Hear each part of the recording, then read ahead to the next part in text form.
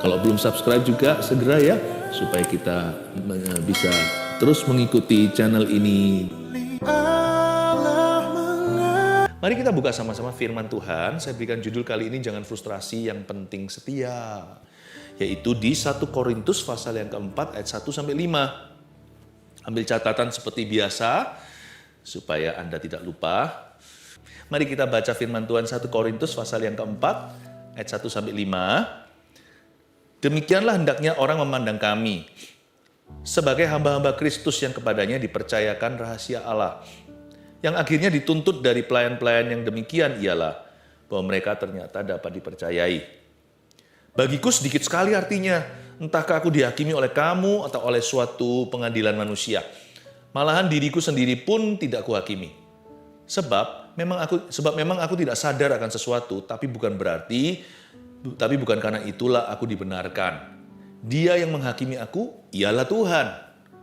Karena itu, janganlah menghakimi sebelum waktunya.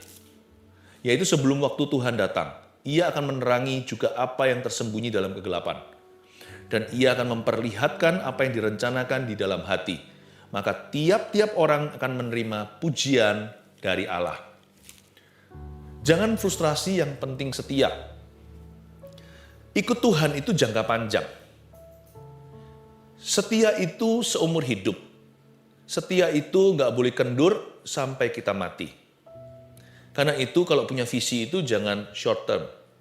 Kalau punya goal atau tujuan itu harus sampai ujung sana. Jangan tergesa-gesa untuk putus asa. Jangan buang-buang energi juga. Banyak orang hari-hari ini buang waktu. Karena kita ini nggak tahu kapan kita mati. Karena itu kita harus persiapan seolah-olah kita hidup selamanya. Siapa tahu kalau Tuhan datang hari ini, janganlah kedapatan kita sedang berbuat dosa. Nah kalau Tuhan nggak datang-datang, kalau kita matinya masih lama, bukankah harus jaga stamina? Frustrasi itu membocorkan tangki besi, tangki bensin maksud saya. Frustrasi itu gembosin kita dari dalam. Jangan frustrasi, yang penting setia. Kita belajar dari surat Paulus. Paulus ini maratonnya kerajaan sorga. Dia ini pelari maraton sungguhan. Secara iman. Dan kita akan belajar dari seorang yang mengalami up and down kayak begitu. Seorang rasul bangsa-bangsa. Seorang pengusaha juga. Dia itu pengusaha tenda. Jadi orang ini relevan bagi kita yang pelayanan maupun kita yang bekerja di dunia sekuler. Pokoknya orang Kristen deh. Terserah apa profesinya, pokoknya kita anak Tuhan. Dan Paulus mengajari kepada kita agar kita itu kalau jalan sama Tuhan jangan lamban, namun kita boleh atur hati kita itu pelan-pelan. Frustrasi itu tergesa-gesa. Orang yang frustrasi itu orang yang terburu-buru. Jangan jadi orang yang result oriented, yang orientasinya adalah result atau hasil. Hasil akhir di tangan Tuhan. Coba sekarang saya jelaskan, bagaimana Paulus bisa sabar menghadapi semua tantangan, ternyata gara-gara cara pandangnya beda sama sebagian besar kita. Ayat 1, dia melihat dirinya dalam hubungan dengan Kristus begini. Demikianlah hendaknya orang memandang kami. Self-image atau gambar diri itu penting sekali. Kalau gambar diri kita sehat di depan Tuhan, dan dalam diri kita itu ada gambar diri yang seimbang, kita nggak akan frustrasi dengan orang-orang yang ada di sekeliling kita. Demikianlah hendaknya orang memandang kami. Biar orang itu memandang kami begini loh. Jangan overrating, juga nggak perlu kita itu frustrasi kalau kita underrated. Kalau orang itu mengeluhkan kita juga tidak merasa gimana, kita nggak merasa tersanjung. Tapi kalau orang hina, kita juga nggak apa-apa. Paulus ini loh, jagoannya gambar hidup yang sehat. Saya senang sekali makanya di dalam tubuh seorang Paulus, dalam hatinya tinggal kepenuhan Tuhan Yesus Kristus. Ada damai, ada sukacita, ada pikiran yang brilian. Karena orangnya nggak frustrasian, Paulus bisa mengatur segala langkah kakinya secara mantap. Strategi-strateginya dia tidak memukul di udara. Orang itu kalau tenang di dalam ya, orang itu bahaya terhadap setan. Lebih dari pemenang itu, menang di luar itu kemenangan berikutnya. Kemenangan pertama-tama itu di dalam kita. Lebih dari pemenang berarti kita double menang. Double menang berarti kita harus menang dulu di hati, baru kita menang dalam hidup atau realita ini. Demikianlah hendaknya orang memandang kami sebagai hamba-hamba Kristus. Oh, ternyata Paulus itu memandang dirinya sebagai hamba Kristus yang kepadanya dipercayakan rahasia Allah. Kata hamba Kristus atau hamba-hamba Kristus di sini pakai bahasa Yunani. Perjanjian baru itu ditulis dalam tulisan Greek, ya, dalam tulisan Yunani. Kata hamba di sini tidak seperti biasanya kalau dia tulis tentang dirinya sendiri adalah doulos, D-O-U-L-O-S, yang artinya budak bawahan. Budak kelas rendah. Paulus seringkali memberi referensi terhadap dirinya bahwa dia itu doulosnya Allah. Artinya dia adalah budak yang paling rendah. Dia tidak punya opini. Dia yes man-nya Tuhan. Tuhan bilang kiri, dia ke kiri. Tuhan bilang kanan, dia ke kanan. Untuk menunjukkan bahwa dia itu berserah penuh. Paulus kalau bilang dia adalah doulos, itu dia menunjukkan bahwa dia bukan siapa-siapa. Karena sangat bahaya orang seperti Paulus mudah untuk sombong atau mudah untuk angkuh. Orang yang dipakai luar biasa, godaannya besar, khususnya di area kesombongan orang yang diberkati Tuhan. Paulus selalu menyebut dia doulos. Tapi soal perjuangan imannya atau pergumulan hidup, kali ini dia nggak pakai kata doulos, dia pakai kata hyperetas. Hyperetas, hiperetas. Dia menyebut dirinya kopilotnya Tuhan. Nah, kopilot kan nggak boleh sembarang passenger, nggak boleh sembarang orang awam. Lalu sini, kamu jadi kopilotnya, salah tekan. Wah, itu bisa jadi musibah, kecelakaan. Kopilot itu punya skill. He knows what to do. Dia dilatih untuk itu. Dia itu kopilotnya. Kalau pilotnya stripnya beberapa, kopilot ada stripnya 1. Berarti orang ini bukan orang yang tidak kualifikasi untuk bisa menerbangkan sebuah pesawat di samping pilot utama. Kopilot di sini berarti dia menyebut dirinya adalah seorang steward atau seorang manajer kasih karunia. Ya, Paulus itu mengatakan dia adalah hamba Kristus yang kepadanya dipercayakan rahasia Allah. Berarti dia tahu apa yang harus dia lakukan. Setia itu tidak mulai dari dasar. Setia itu dimulai dengan kita harus tahu kehendak Tuhan apa untuk kita hari ini. Setia itu berprinsip. Setia itu punya pedoman. Setia itu punya pegangan. Kopilot itu berarti dia harus tahu apa yang menjadi job deskripsi. Knowing your job is important. Kita harus tahu Tuhan apa kehendakmu dalam hidupku hari ini. Udah gak perlu tanda-tanda ekstra, gak perlu dikasih suatu sign atau apa. Kalau Anda tahu itu kehendak Tuhan, setialah, gampang kan?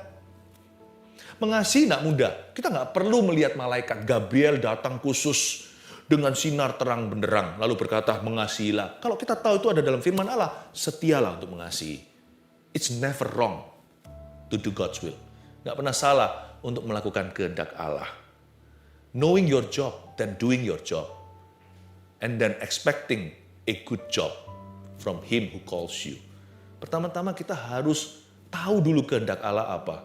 Lalu lakukan itu. Setelah itu tunggu nanti sampai Tuhan berkata, well done. Setia itu berharap-harap, berangan-angan. Kalau aku setia seumur hidup nggak panjang. Kalau kita dibanding dengan kekekalan, anak Tuhan tahu bahwa dia punya hidup kekal. Berarti hidup di bumi ini, entah kalau kita bisa hidup 100 tahun pun, itu tergolong pendek dibandingkan dengan forever and ever. Amin. Apa susahnya setia 100 tahun di dunia? Sekalipun kalau harus menderita. Asal kita tahu kita menderita karena kebenaran. Asal kita tahu kita bayar harga untuk sesuatu yang benar. Asal kita tahu bahwa kita itu berdiri teguh atas panggilan. Asal kita tahu yang kita perjuangkan adalah kehendak Tuhan. 100 tahun nggak lama. Nggak ada orang setia 100 tahun. Kalau Anda kenal Tuhan umur 40, berarti sisanya jauh dari 100 tahun sisa hidupmu. Sekalipun anak muda pun kenal Tuhan umur 14, jarang orang hidup sampai satu century, sampai 100 tahun. Jarang. 100 tahun pun nggak panjang. Setialah. Karena yang kita harapkan adalah suatu hari ketika kita berada di pengadilan Allah, Yesus berdiri atau duduk di samping kanan Allah Bapa dan berkata, "Hey you, hai kamu, well done. Baik sekali perbuatanmu, hai hambaku, masuklah dalam sukacita Bapakku." Setia itu dengan visi sampai mati. Setia itu bukan gini loh, aku setia kalau Tuhan beri aku ini. Dan aku setia kalau ada upah di dunia. Upah kita itu sebagian besar di sorga, bukan di bumi. Setia itu nggak pakai iming-iming, nggak pakai dibujuk. Setia itu karena kita nggak punya pilihan, karena kita tahu itu kebenaran, masa kita mau salah. Makanya ketika Yesus tanya sama murid-muridnya, "Kalian nggak mau sekalian meninggalkan aku di Galilea? 400 orang lu cabut." Petrus jawabannya bagus, dia berkata, "Kami mau kemana? Emangnya punya pilihan? Engkaulah yang pegang firman kebenaran, hidup mati di tanganmu. Kaulah kunci kerajaan sorga di tangan Tuhan." Waktu itu belum dikasihkan ke Petrus ceritanya. Kepada siapa aku harus pergi? Kemana aku harus lari? Kemanakah aku dapat pergi menjauhi rohmu Tuhan? Nggak perlu super rohani kok. Asal kita tahu dengan logika aja. Tuhan berkata demikian, ikuti itu. Sekalipun nggak ada tanda-tanda, tidak ada seolah-olah penyertaan yang nyata, nggak ngerasa Roh Kudus di mana, tetap lakukan. Orang setia itu punya prinsip. Prinsipnya adalah kebenaran. Kalau itu benar, mau kemana memangnya? Apakah ada pilihan? Tidak ada alternatif. Tidak ada opsi yang lain kecuali mengikut Tuhan. If you know the truth, kalau kita sudah tahu kebenaran, ikuti itu. Nggak usah minta peneguhan konfirmasi lagi dari Tuhan. Saya bicara tentang kebenaran yang fundamental, yang sifatnya fondasi. Mengasihi, mengampuni, hidup kudus. Ya kan? Yang seperti itu, setia kepada itu, bersyukur. Paulus berkata bahwa dia adalah steward, dia manajer kebenaran. Dia manajer kasih karunia Allah. Dia adalah hiperetas atau kopilotnya Tuhan. Ya, bukan orang yang bingung, don't know what to do. Ayat 2 yang akhirnya dituntut dari pelayan-pelayan yang demikian ialah bahwa mereka ternyata dapat dipercayai. Tadi saya sudah sebutkan, mengenali kehendak Tuhan, melakukannya, dan mengharapkan suatu hari Tuhan berkata well done, atau berkata baik sekali perbuatanmu. Itu yang disebut ternyata dapat dipercayai. Dalam bahasa Inggrisnya trustworthy. Yang diharapkan dari orang demikian itu adalah dia akhirnya trustworthy, dapat dipercaya. Udah sih, saya nggak ambil pusing kok dalam hidup ini. Saya nggak ambil pusing apa kata orang, bahkan saya nggak ambil pusing apa kata saya tentang diri saya sendiri. Cermin saya adalah kebenaran. Dan ujungnya hanyalah supaya kita mendapatkan well done, dapat dipercayai. Ayat yang ketiga, bagiku sedikit sekali artinya. Apa ya yang sedikit artinya? Bagiku, kata Paulus, sedikit sekali artinya, entahkah aku dihakimi oleh kamu atau oleh suatu pengadilan manusia. Malahan diriku sendiri pun tidak kuhakimi. Wah, bagus sekali ini. Paulus tidak punya excess baggage. Dia kalau ke airport itu tidak ada kelebihan bagasi. Dia bawa secukupnya karena dia tahu dia akan maraton dengan Allah. Ya, emosi itu dieman atau disayang-sayang. Jangan sampai diumbar tenaga kita. Usia kita itu loh tiap hari digerus. Karena itu whatever you feel, apapun feelingmu itu pilih-pilih, selektif. Apa yang Anda pikirkan juga selektif. Semua itu ngambil byte, ya gigabyte. Semua byte-byte-nya kita itu seperti komputer. Itu semuanya dibocorkan setiap kali kita menggunakan sesuatu dalam diri kita, dalam hidup kita. Karena itu tolong kira-kira. Tidak semua itu matter, tidak segala sesuatu itu penting. Apa yang penting jangan diabaikan. Karena itu mari kita punya disiplin yang tinggi. Hati itu di bawah kuasa kita. Hai jiwaku pujilah Tuhan, bahkan kita pun bisa memerintahkan jiwa. Paulus berkata bagiku dikit sekali artinya. Entahkah aku dihakimi oleh kamu atau oleh sesuatu yang lain. Makanya orang ini gak gampang frustrasi. Karena dia nggak terlalu menghiraukan apa ya kira-kira pikiran manusia. Kita kan selalu memikirkan, nanti orang lain mikir apa. Itu penting sekali gitu loh. Bahkan lebih penting daripada apa yang dipikirkan Allah tentang hidupku dan hidupmu. Manusia jarang cari firman Tuhan berkaca. Orang lebih lihat hari ini berapa like di Instagram. Komentar orang apa ya tentang performaku. Kalau itunya bisa betah untuk melihat komentar demi komentar, bahkan tidak jarang ada orang yang berani berdebat. Tapi kalau sama Tuhan nggak dijamah nih Alkitab sampai berdebu. Padahal ini lebih penting. Karena inilah what you think.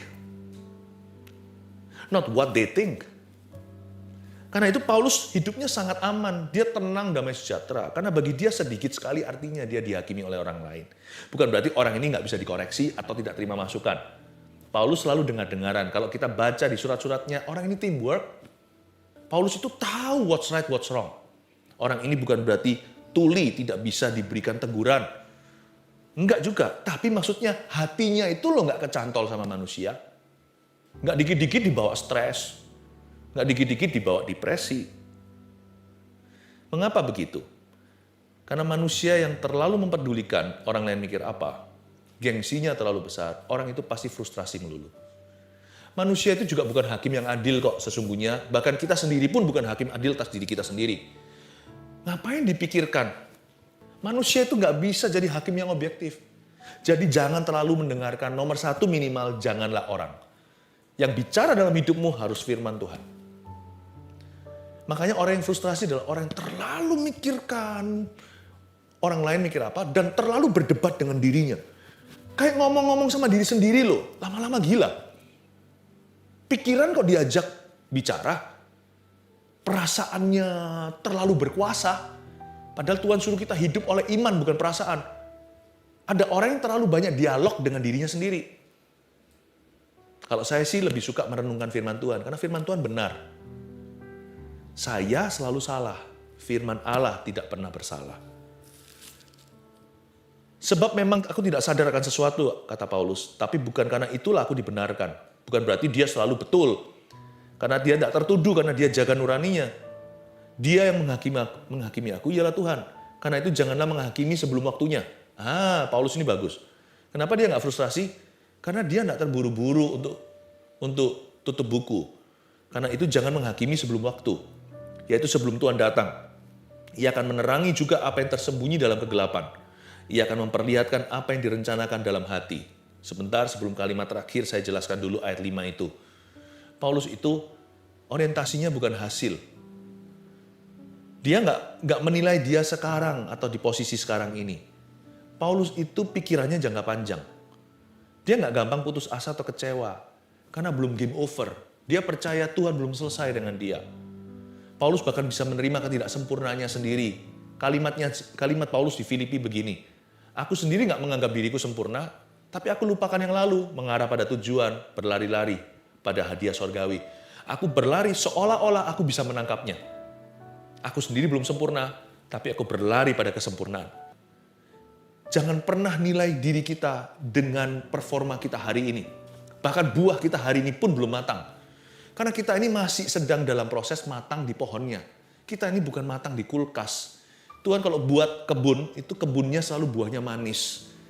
Jangan cepat-cepat cabut dirimu sendiri dari kasih karunia atau cabut kasih karunia dari dirimu. Karena itu jangan menghakimi sebelum waktunya. Karena Tuhan belum selesai dengan Anda. Kalimat terakhir itu bagus sekali. Paulus itu pikirannya tertuju pada akhirnya, maka tiap-tiap orang akan menerima pujian dari Allah. Dia berkata, asal kita setia ya, kita pasti nyampe ke sana. Itulah bahasa sehari-harinya, maka tiap orang akan terima pujian dari Allah. Asal setia, nggak usah performanya sempurna, kita pasti nyampe ke sono, pasti sampai di situ. Paulus nggak berkata, aku harus perfect. Tiap kilometer aku harus perfect. Enggak.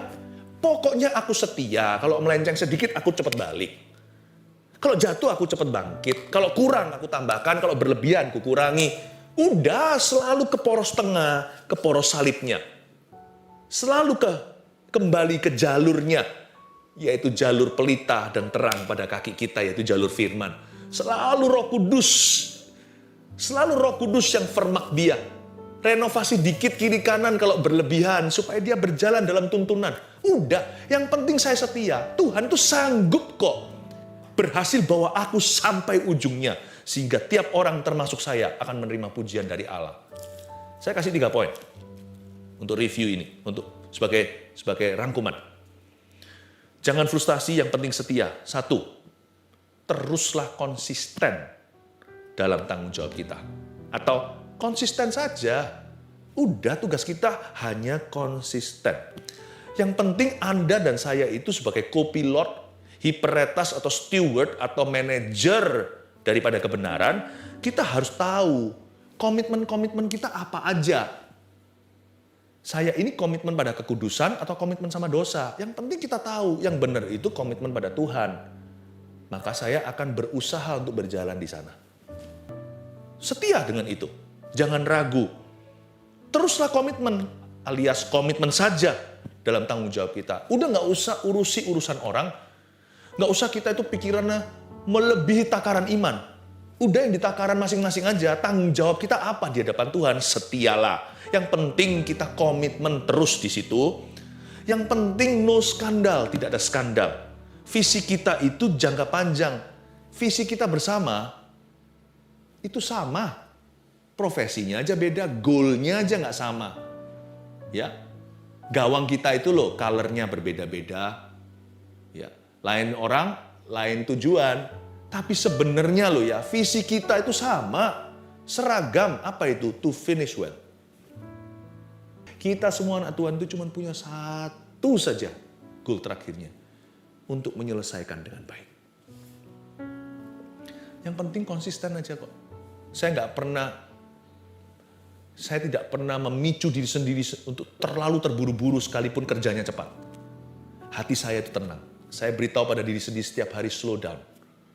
Dalam jiwa saya, kalau kerjanya cepat. Tapi di dalam hati saya itu bukan lambat. Saya ingatkan, yang penting pokoknya setia. Kalau saya bisa menyelesaikan perlombaan imanku dengan baik, itu sudah segalanya. Ada orang kasih 1, 2, 5 talenta, nggak masalah, yang penting selesai. Tuhan nggak mengatakan yang 2 kalah dengan yang 5, yang 5 paling rohani, paling jago, paling hebat. Enggak. Yang 1, 2, 5 itu tugas mereka hanya setia, komitmen mereka mengerjakan, yang penting selesai. Yang kedua, janganlah hiraukan hasil atau perolehan sementara. Jangan gampang frustrasi di tengah jalan, apalagi masih 1/4 jalan. 3/4 jalan pun nggak boleh frustrasi kok. Udah jalan 90% bagi orang yang sudah sangat tua misalnya, tetap nggak boleh frustrasian. Tuhan belum selesai sama dia, buktinya dia masih hidup di dunia. Tekun saja, yang penting tekun. Jangan ada skandal. Jangan buat kesalahan bodoh yang disengaja. Makanya nggak usah hiraukan hasil atau perolehan sementara. Kalau hari ini kita melihat kondisi kita, perang itu jangka panjang. Kita nggak boleh hanya ingin mencapai sesuatu. Tapi cara kita mencapainya juga sama pentingnya. Bukan hanya hasil akhirnya. Orientasinya bukan result. Saya nggak mau asal menang. Saya mau lebih dari pemenang. Artinya nggak bisa dilihat dari perolehan sementara. Oh haleluya, hari ini gol. Hari ini saya terjadi terobosan. Akhirnya dia kalah. Saya nggak begitu. Saya ingin sekali supaya pada akhirnya waktu menang, kita berkenan kepada Tuhan. Menangnya itu dengan cara Tuhan. Karena itu janganlah hiraukan hasil perolehan sementara. Nanti kalau menang terlalu bangga, besok jatuh, besok kalah. Kalau kalah sekarang nggak apa-apa. Besok masih ada. Saya bisa perbaiki besok hari. Saya bisa lebih baik lagi.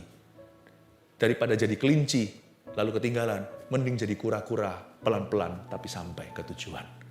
Kalau bisa dua-dua, kura-kura yang cepat lebih baik lagi, karena kita kehabisan waktu, Tuhan mau datang.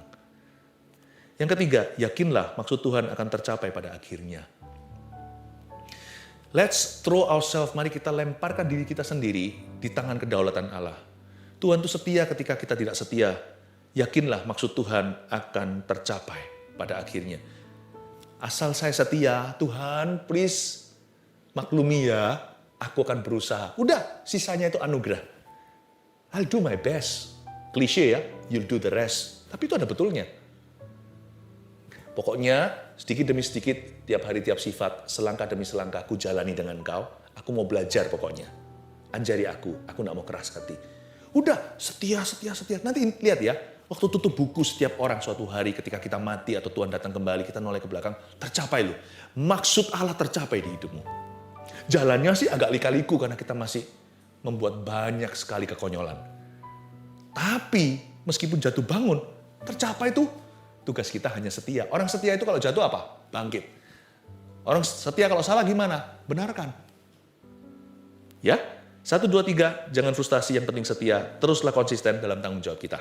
Kenali tanggung jawabmu. 2, janganlah hiraukan hasil atau perolehan sementara. Udah jangan nilai sekarang. Jangan dinilai hari ini. Terus jalan dan tekun saja. 3, yakinlah maksud Tuhan akan tercapai pada akhirnya. Percayalah, God knows best how to make you a successful case. Tuhan tahu, paling tahu bagaimana membuat kita kasus keberhasilannya. Haleluya.